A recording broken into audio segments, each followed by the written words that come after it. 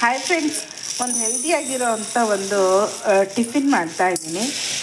ಈ ಟಿಫಿನ್ ಮಾಡೋಕ್ಕೆ ಒಂದೇ ಒಂದು ಲೋಟದಷ್ಟು ಉದ್ದಿನಬೇಳೆನ ನೆನೆಸಿಟ್ಕೊತಾ ಇದ್ದೀನಿ.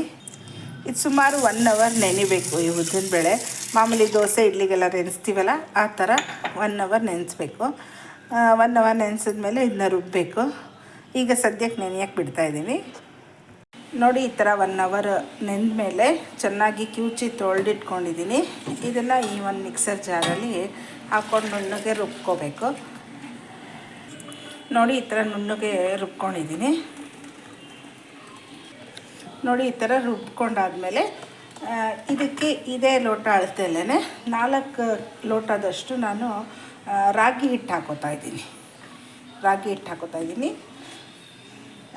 ಹೆಲ್ದಿ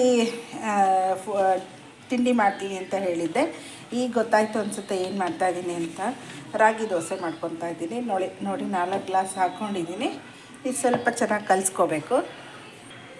ನೀರು ಹಾಕ್ಕೊಂಡು ಚೆನ್ನಾಗಿ ದೋಸೆ ಹಿಟ್ಟು ಅದಕ್ಕೆ ಕಲಿಸ್ಕೊಳ್ಳಿ. ಇದನ್ನು ರಾಗಿ ದೋಸೆ ತುಂಬ ಥರ ವೆರೈಟಿಲಿ ಮಾಡ್ತಾರೆ. ಈ ಥರನೂ ಒಂದು ಸತಿ ಮಾಡಿ ನೋಡಿ. ಮಸಾಲೆ ದೋಸೆ ಬಂದಂಗೆ ಬರುತ್ತೆ. ರಾಗಿ ದೋಸೆ ತುಂಬ ಚೆನ್ನಾಗಿರುತ್ತೆ.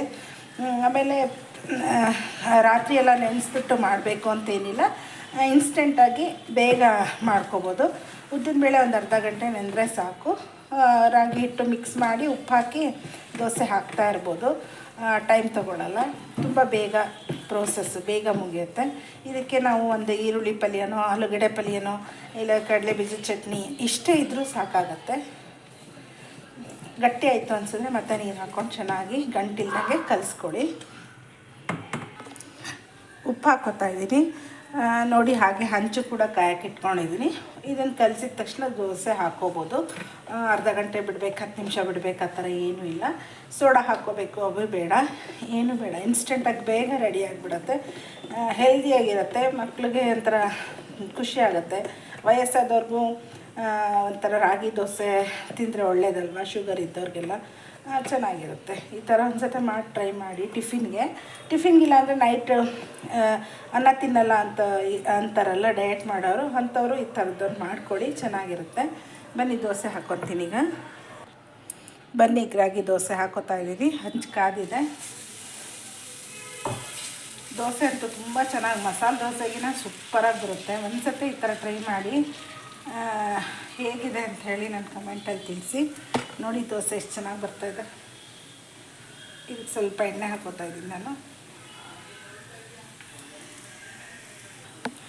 ದೋಸೆ ಹೇಳುತ್ತೋ ಇಲ್ವೋ ಅನ್ನೋ ಟೆನ್ಷನ್ ಬೇಡ. ನೋಡಿ, ಆರಾಮಾಗಿ ದೋಸೆ ಎದ್ದೇಳುತ್ತೆ.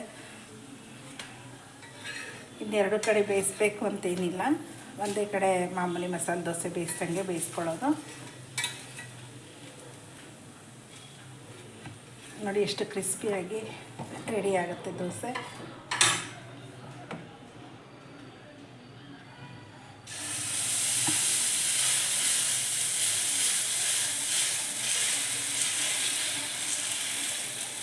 ಈ ಥರ ಒಂದು ಸತಿ ಮಾಡಿ ನೋಡಿ ಮನೇಲಿ.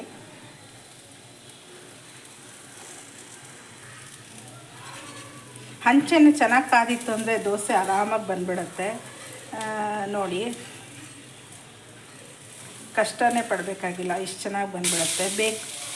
ಬೇಕು ಅಂದರೆ 2 ಸೈಡು ರೋಸ್ಟ್ ಮಾಡ್ಕೊಬೋದು. ಇಲ್ಲ ಅಂದರೆ ಮಸಾಲೆ ದೋಸೆ ಮಾಡೋ ಥರ ಒಂದೇ ಸೈಡು ರೋಸ್ಟ್ ಮಾಡಿ ಮಾಡ್ಬೋದು. ತುಂಬ ಚೆನ್ನಾಗಿರುತ್ತೆ. ತೆಳ್ಳಗೆ ನೋಡಿ ಎಷ್ಟು ತೆಳ್ಳಗೆ ಬಂದಿದೆ ದೋಸೆ ಅಂತ. ಮತ್ತು ಸೋಡಾ ಅದು ಇದು ಹಾಕಬೇಕು ಅನ್ನೋದಿಲ್ಲ, ಏನೂ ಇಲ್ಲ. ಇನ್ಸ್ಟೆಂಟಾಗಿ ಫಾಸ್ಟಾಗಿ ರೆಡಿ ಆಗುತ್ತೆ ದೋಸೆ. ನಾನಿಲ್ಲಿ ದೋಸೆಗೆ ಈರುಳ್ಳಿ ಪಲ್ಯ ಮಾಡಿದ್ದೀನಿ. ಈ ಥರ ಮಾಡಿ ನೋಡಿ ರಾಗಿ ದೋಸೆ ಹೇಗಿರುತ್ತೆ ತಿಳಿಸಿ. Thank you.